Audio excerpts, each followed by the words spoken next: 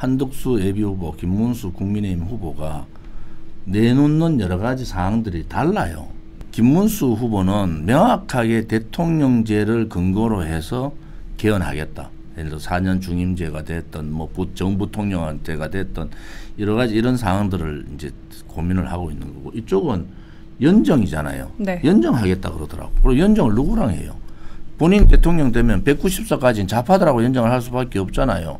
그 연정을 하면서 개헌을 하겠다. 그러면 한덕수 후보 쪽에 김무성 전 대표나 이런 여러 가지 사람들 다 붙어 다 내각제파들이에요. 우리가 의심을 안 할 수가 없다고. 그러니까 저분은 자기가 정권을 잡으면은 연정을 통해 가지고 내각제로 가겠구나, 이런 의심을 안 할 수가 없잖아요.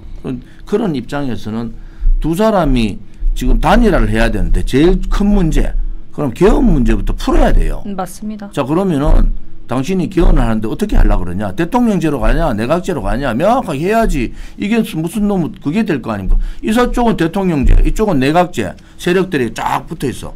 그러면 이게 단일화 자체가 이상하잖아요. 네. 권력 구조 자체를 다르게 생각하고 있는데, 또 하나는 지금 김문수 후보가 가고자 하는 그런 자유민주 체제 뭐 이런 부분을 되게 강조하잖아요. 네네. 여기는 연정을 강조해요. 이건 다른 얘기예요. 그래서 그렇죠. 과연 한덕수 후보가 되면은 민주당하고 어떤 관계 설정을 하고 갈 건가도 명확하지 않아요. 그럼 민주당을 네. 어떻게 자, 이재명의 좌파는 대통령이 되는 순간 이재명 이제 감옥 가겠죠. 그러면 그 다음에 문제를 어떻게 할 거냐, 민주당하고 관계 설정 어떻게 할 거냐도 명확하지 않은 거야. 그냥 말만 툭 던져놔요.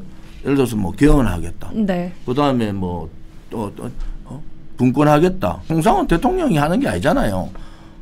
다 경제부총리나 통상 전문가들이 하잖아요. 그런데 그런 부분에 있어서는 풀어야 될 문제가 단일화를 자꾸 얘기할 게 아니고, 한덕수 당신이 대통령 되면 도대체 권력 구조를 어떤 식으로 끌고 가려고 그러냐. 당신 개헌은 대통령제 개헌이냐.